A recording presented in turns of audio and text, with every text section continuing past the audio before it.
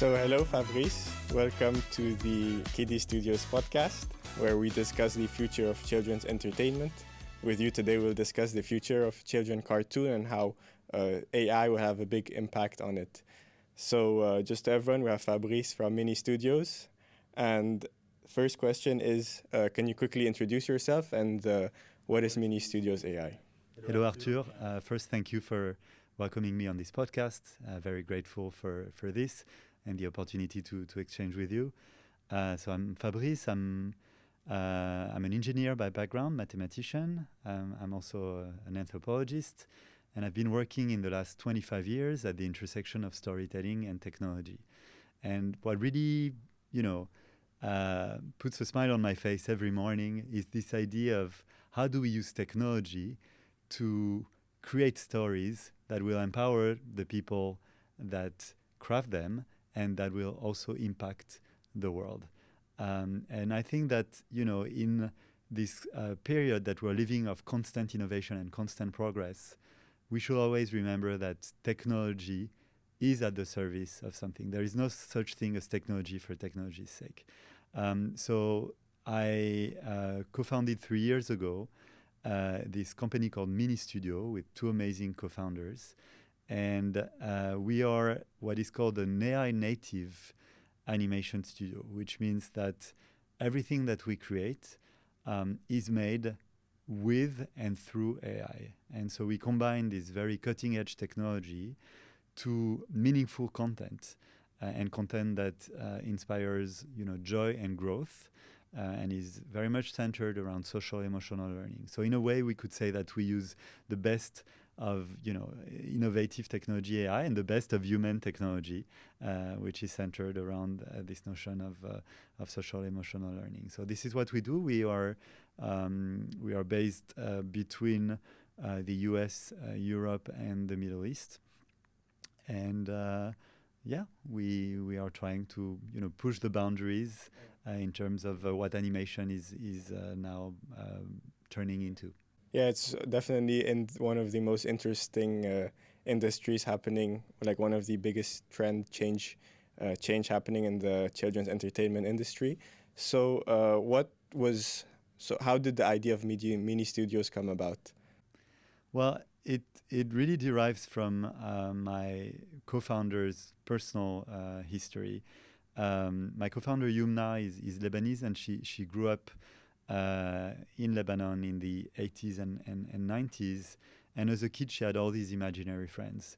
And her uncle took those imaginary friends and turned it into a TV show that at the beginning was a very local TV show on a local Lebanese TV channel. And in 92, MTV came to the Middle East and basically propelled that TV show into the whole MENA region. And within a small amount of time, this show became the biggest TV show for kids in all the region. And so she literally spent 20 years almost daily on television, first as the main inspiration and the main character player, so to say, of that show, then as a co-writer, co-producer.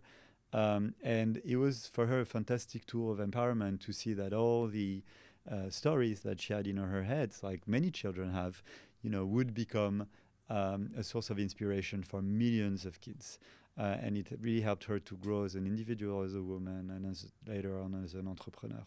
And so, I was already working with Yumna for many years. And when AI started to bubble up as a more mainstream technology, it was a technology that we were following very closely. Because we were advising a lot of CEOs and companies on innovation. And so when AI started to really appear as a potentially, extremely powerful creative tool, we had, a sort of wahoo moment where we say to ourselves, this technology is going to allow us to do for every kid in the world what her uncle did for Yumna, which is take the product of their imagination and turn it into stories. And so that's how Mini Studio was born. It was not born, out of a frustration on the current ecosystem of animation, which we knew very little about. We don't come from animation. We later learned that animation is a very resource-consuming industry. Is also not economically speaking in the best of shapes, and so that it was sort of ripe for disruption. But we came from this idea of really empowering imagination and giving everyone the tools to create the stories they have in their heads. Yeah, that's a super fascinating story, which doesn't happen to every child yet, but you're gonna make this possible for every child. So can you explain how does Mini Studios AI work today, and how will it work tomorrow? Like, what's the product that will be able to give every child this power? Yeah. So just to take a step back and really to explain how this technology intersects the whole world of story making and animation, there's really two ways to go about using AI in animation. The first one, which is the one that most players use, is you would do animation the usual way, which involves 3D modeling and vectorialized characters and softwares like Blender that consume a lot of computing power, and then you would use AI either to sketch the type of content that you would create, or maybe in post-production to sort of streamline these very, once again, resource-heavy processes. So that's one way of doing it, where pretty much the AI will allow you to gain maybe 20 to 30% of productivity in terms of how you do things. And then there is a much more radical way to use AI, which is the way we've chosen since the beginning, which is to go full AI native. So everything that you will see, that you're currently seeing on our social media platforms, and that is being produced by Mini Studio, is from A to Z produced with AI. And when I say produced with AI, it's also produced with the current limitations of the technology. I mean, it's a technology that, as you know, evolves at an exponential rate, which is very different from the traditional, incremental linear innovation that the human brain is used to. So we are in a technology that evolves at a pace that we as humans have a hard time understanding. But the reality is that everything that we make, we also bring in the boundaries of the tool that are constantly evolving. And the only thing that is not AI based in what we do is the story. The story should always remain human. It is always at the center of everything that we do. And as I was saying as a prologue, and I think it's especially important for especially when you deal with technologies so powerful, is to remember yourself that the technology should always be at the service of something greater, in that case, the story. The technology in itself should never be the end goal. And so the human story is written in-house.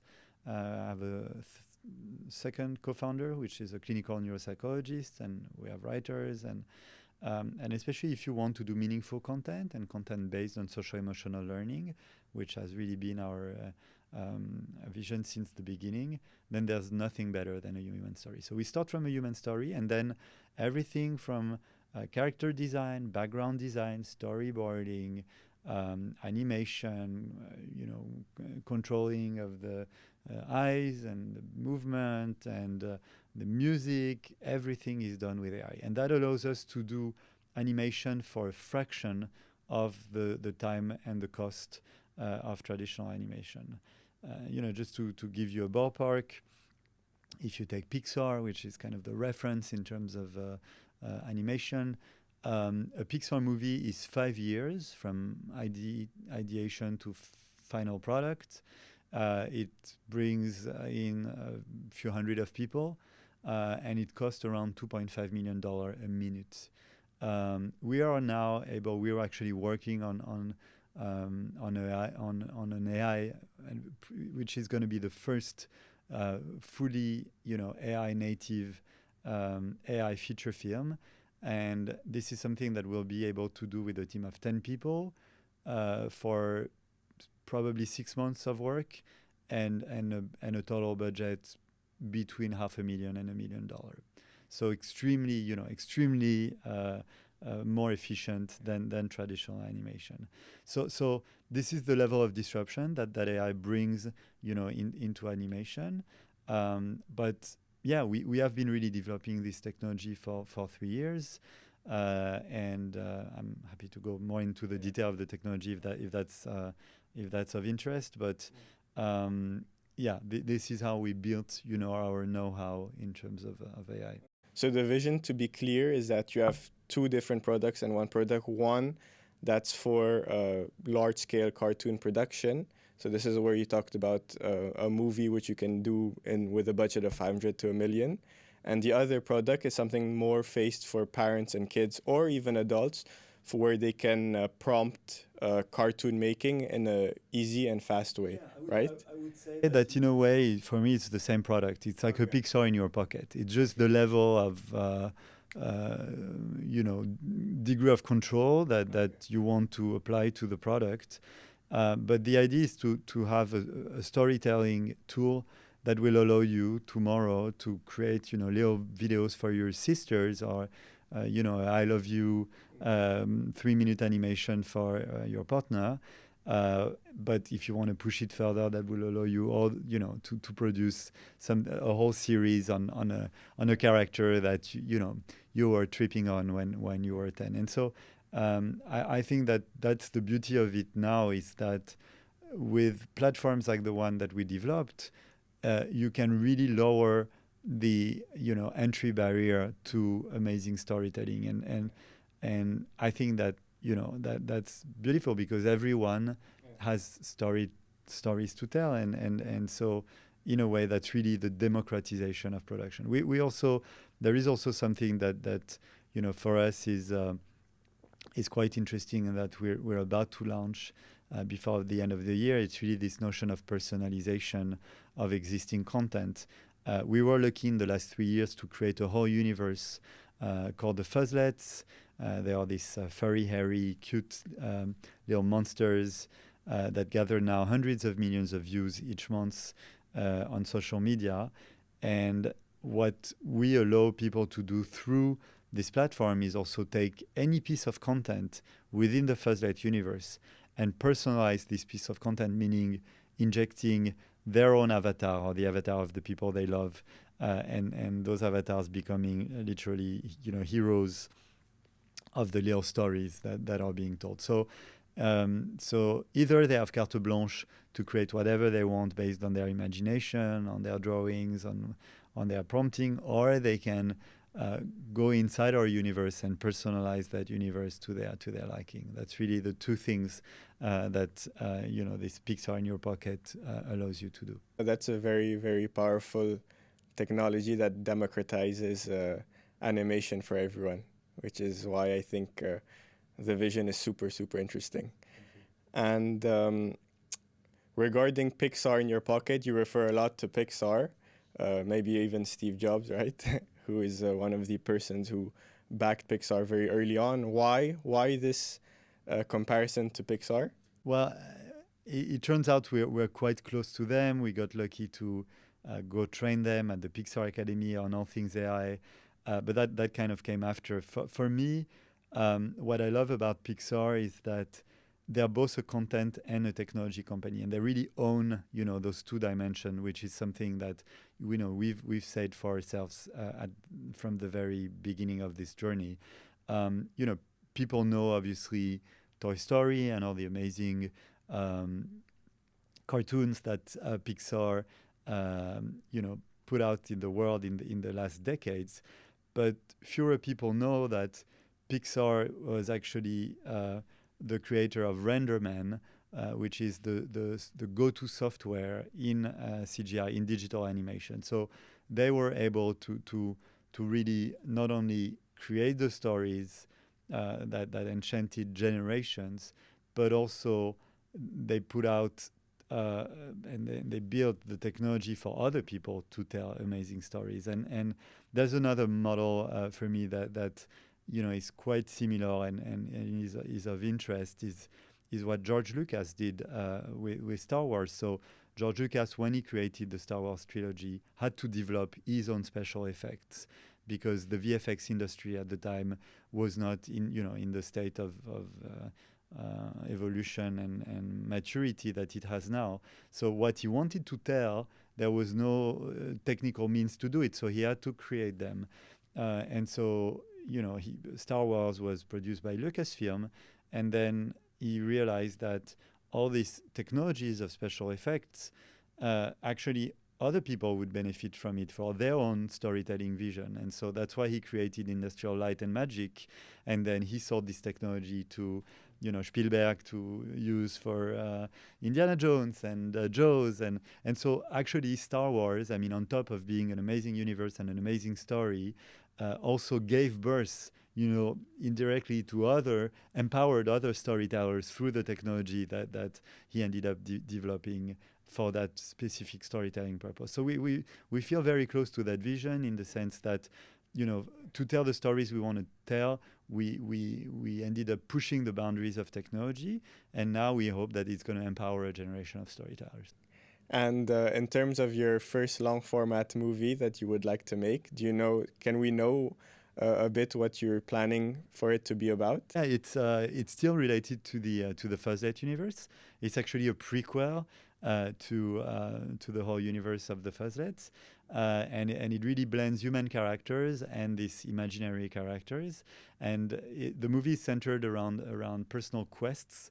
The idea being that the fate of this universe, is directly linked to the personal quest of these kids. And so, it's a story about being able to live throughout your own journey and what you can accomplish through that. Okay, amazing. And just for the audience, can you tell a bit more what Fuzzlets are about? Yeah, so the Fuzzlets, are, as I was mentioning, these tiny, furry little creatures. They live in this place called Joyville. And I see it, as a modern day Smurf. I think that it was a long time since we have seen, one of these communitary IPs, and just, more on a kind of sociological consideration. We see now, the society have become so individualistic and so materialistic at the same time, and everyone is kind of centered around this nucleus of family, and people regret this feeling of the village where you could raise your kids with your neighbors, and you could ask the wise men questions about the meaning of life, and in a way I think that the future of humanity will be linked to this community living more and more. And I can see that because I have a lot of people around me who are really pushing the boundaries in terms of the way they live. And all these people gather in communities, whether it's in Costa Rica or elsewhere. And so I think that this, very urban, individualistic, central way of living is bound to evolve. And I think that this IP reflects, in a way, the sort of imaginary around communitary living, and the fact that we are stronger as a community than just as a sum of individuals. But beyond that, the idea of the Fuzzlets is also to help everyone, connect to important thematics related to empathy and wisdom and vulnerability and courage, and these are essential topics, whether you're a kid or an adult. And so this is really what this is about. Through entertainment and through fun stories, make us think about those essential values and the place of those values in our lives. Yeah, definitely. And it's been very, very successful. Can you give some numbers? Yeah, of course. So we started this, from scratch totally. We are now we have now around 3 million followers, all platforms, so between Instagram and Meta and TikTok and YouTube. And the content has been viewed over 1.5 billion times since the beginning, and we have now an average outreach views of around 300 million per month. And this is all organic. I mean, we haven't spent a dime, pushing ads or making no marketing. So this has been only very natural, and it kind of testifies for, the power of the messages, but also I would say the quality and the consistency of what AI has allowed us to do. Because with a team of 6 people, I'm talking about the creative studio, the creative part of our company, we are able to produce around 100 videos a month, which, if we had a regular animation studio, would take dozens, if not hundreds of people. So we are small but mighty, and so that conjunction between, high quality video, consistency in producing, and meaningful messages, I think this is the secret for to create viral IP. Nice. Yeah, the secret seems like you've cracked it. And is the idea to release more IPs? Yeah, the idea is to release more IPs, and we have, a bunch of projects in our pipelines. But for the moment, there's a lot that the Fuzzlets, can do, and we're only starting to conquer the world. And so, very, very, very happy and very impatient to see where this journey goes. Amazing. So getting back to a bit the vision. So the vision would be to, what would you say is the core vision of Mini Studios in 5 to 10 years' time? Well, I would say really to become the Pixar of the AI era, and so to have not only the IP producing side of Pixar and be able to create universes that enchant, millions of people, but also, as I was telling you, to serve as a platform of empowerment and really be able to push the boundaries of creativity. And I think that, having worked in storytelling for so many years now, we always thought, storytellers, that the future of storytelling will be personalized, and so, but the technology was not ready yet, and there's been attempt. I'm thinking about a couple of years ago this Black Mirror episode, where you could kind of choose within the script what you wanted to do. There's been attempt to insert characters. I remember growing up actually with books where you are the hero. You could kind of choose but it was very limited choices.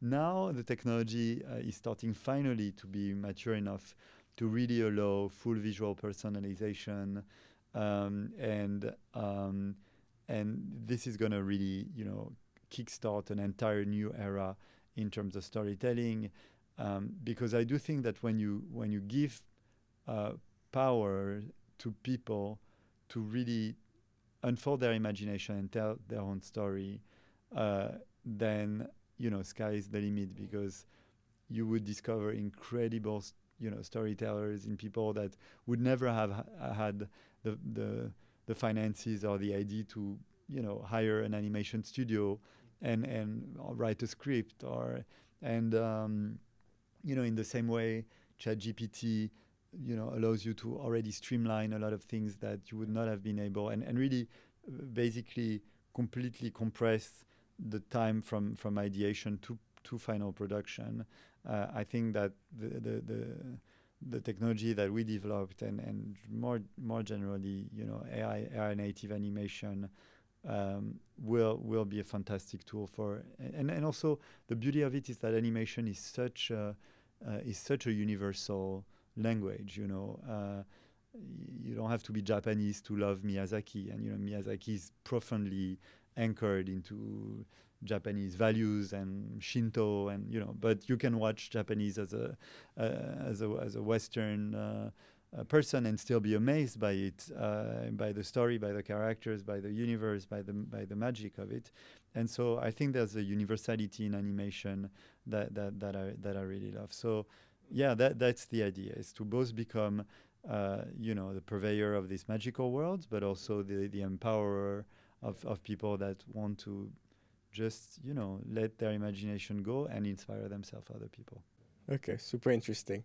And so we have a few questions addressed for maybe future entrepreneurs in the children's entertainment world. What would you say were some key learnings that you've had in Mini Studios in the past years since you've created it in terms of creating AI-based content? Like what was key educational things that you had and that you've now adopted in your approach? I mean, there's been so many, learnings. Entrepreneurship is a learning journey by essence. But I would say the following. Initially, the idea for us was to say, okay, we're going to create an app that allows kids to submit their drawings, and then we're going to turn those drawings into stories, into cartoons, animated cartoons. And one of the things that we realized was that, I mean, it's amazing to give kids carte blanche, but it's even better to kind of guide them, because the imagination of kids has no limit, and sometimes it can kind of go in every direction, and therefore the story that you will get, might make sense or not make sense. And it's okay if it doesn't make sense, but if your goal is also to help the children in a way develop and connect with himself, with his families, to have a sort of like storytelling guiding process. And so that was really sort of the impulse for us in this idea of creating a universe, because then you create a sort of framework in which the imagination of the kid can unfold. And it's not about constraints, but it's more about really sort of a hand-holding in which he can really go wild. Asking questions. Yeah, it could be asking questions. It could be, just allowing him to explore certain topics, or have his characters interact with a universe that is already more defined. So we learned that this, and that's really for the kids. Space, but then you can give that tool to an adult and have him create entire stories from scratch. But that one of the things that we learn is that it's interesting to give a framework, and that framework to reflect a certain number of values and of points of reflections, because that will also feed the kid's imagination and in a way allow him to really think through what he wants to tell to the world. So that's that was the first learning, and then I would say that we were not expecting those little fuzzy monsters to become so successful, and in a way, it really shows us the power of intention, and there was so much love and so much intention. We say, internally. We say that fuzz means love, So the fuzzlets, they are like this little emanation of the love that, we have towards what we do, towards the world in general. And so in a way, to supercharge our content with this level of intention that really then, can be found in the precision of the stories, the craftsmanship of the character, and we realized that people were resonating with that level of intention. So I would say whether you're using AI or more traditional digital animation, in the end it's just a pretext to put out to the world something that comes from your heart. And more generally speaking, I always considered, that technologies, and I think this is especially true with AI, they are kind of like prosthetic extensions of our consciousness. And so whatever you do, the intention that you do it with will always transpire, And so in a time where a lot of people talk about the dangers of AI and the the fact that AI will take over humanity and will destroy jobs and this and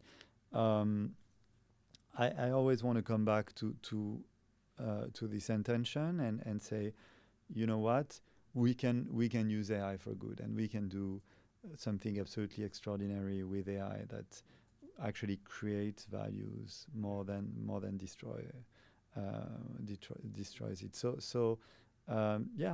I would say that as a second learning is that whatever you put in will be, especially if it's this powerful feelings and intentional and conscious values, it will be felt by the people watching it. Okay. Interesting. And so you used to also be a professor, from my understanding, at Stanford, where you did a class where you talked about creativity and technology, if I'm correct. Creativity and entrepreneurship. And entrepreneurship. Yes. Like in this class, what would you say was the main thing that you tried to deliver to your students?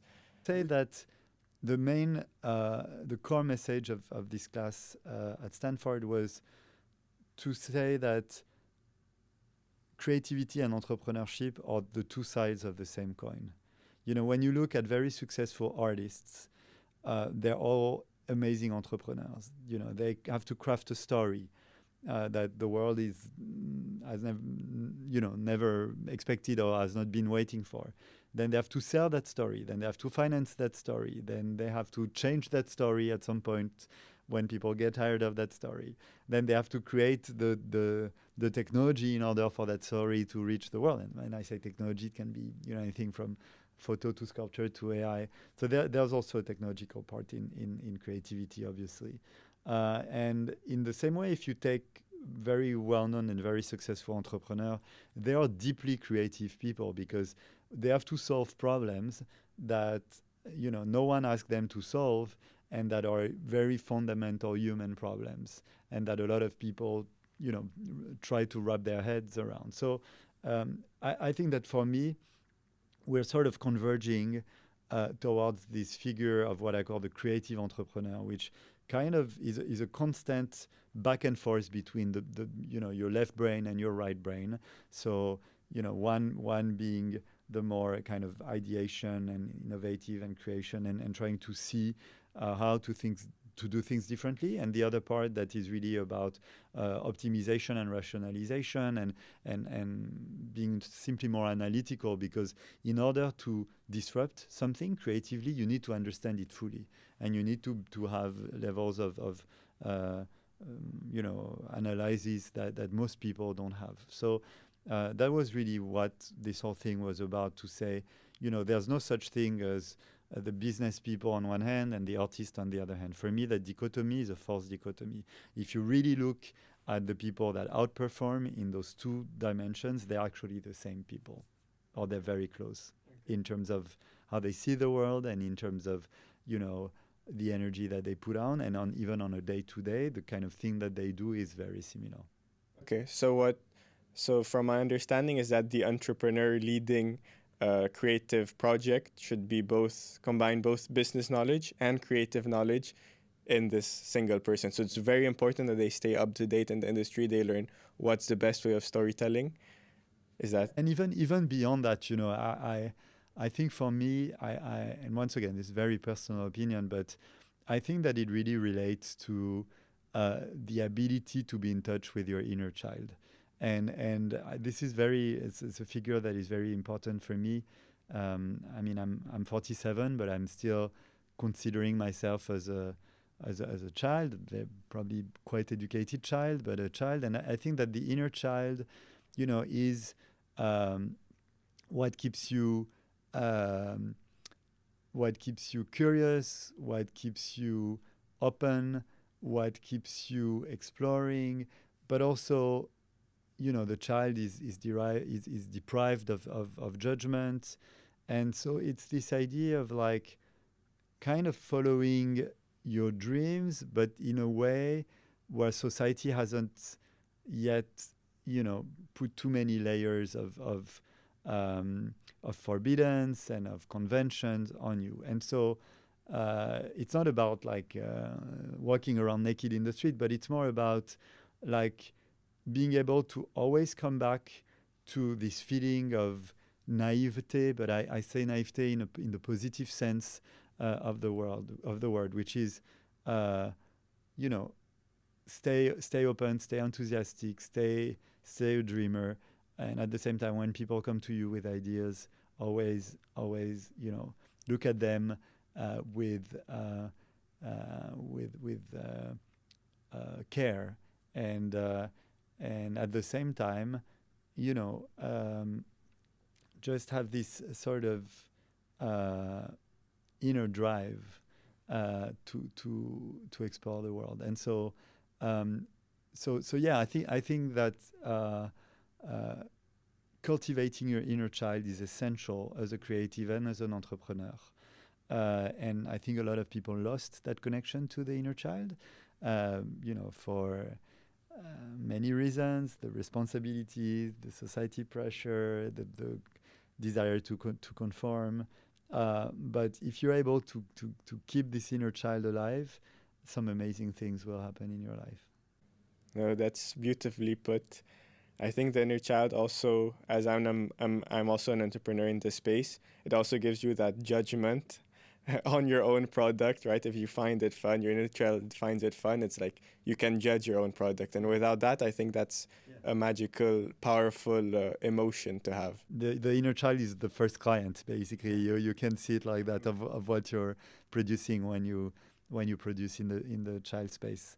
It's funny because, you know, when I meet investors and when I do presentations to investors, I very often say, okay, I'm going to ask you something. I'm going to ask you for a favor, which is in the next, 20 minutes that we have together, I really want you to call in your inner child and bring it here with us in the room. And, very often I see reactions where people are kind of surprised that I say that because it's not something, especially when you're like a venture capitalist, that's not something that is quite valued, you're supposed to be this super kind of alpha adult. And so to bring back the inner child, is a different way to relate to people. And I think that's something quite beautiful. And if there's one entrepreneur that's influenced the way you do things, is there one that's particularly influenced you?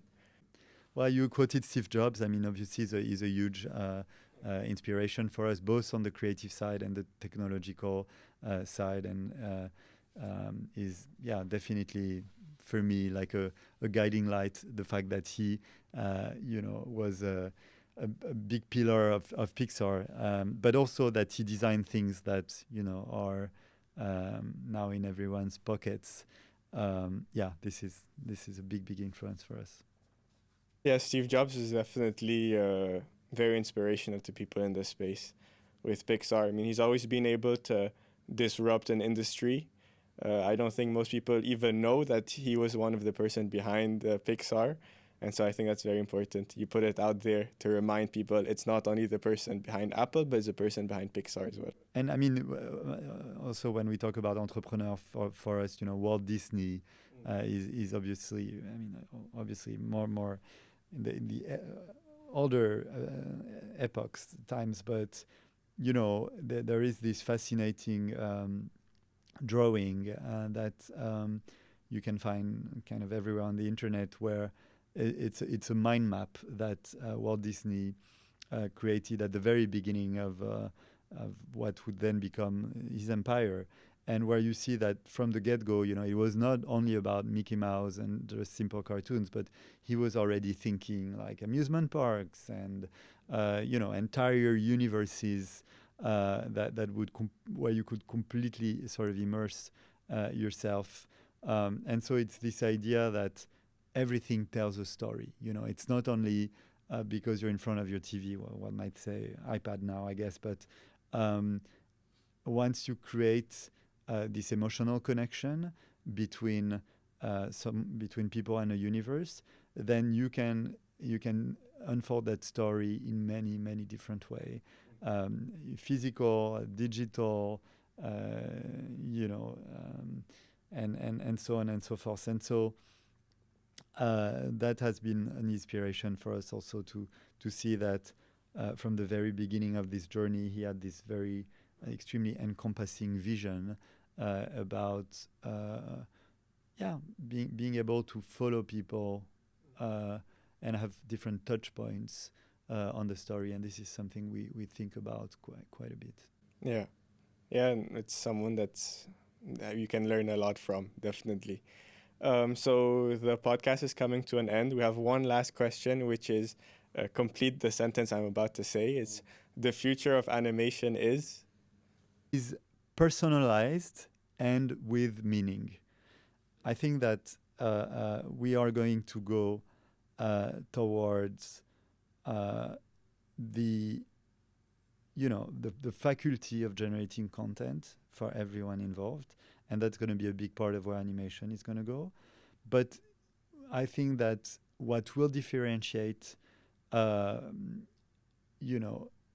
next Pixar from just really beautiful images is really the meaning that we're able to bring to the table. And once again, I think that a technology like AI can bring a lot of hubris because it really allows you to do anything that you want. But most of what I see right now that is produced by AI, has for me no real emotional power. Very often because it's produced by technologists and people whose work is not to really create stories. And I can't wait, for this tool to be in the hands of incredible storytellers and really bring meaning to this technology. And remember that the technology is really at the service of greater values and greater meaning. So, I would say the empowerment through personalization and also the rise of meaningful storytellers. Voilà, that's what I would say is the future of animation. amazing. Very well put. Thank you so much, Fabrice, for Thank you, Arthur, for joining our podcast. welcoming me. And long live to your journey as well. Perfect. Thank you so much. Thank you.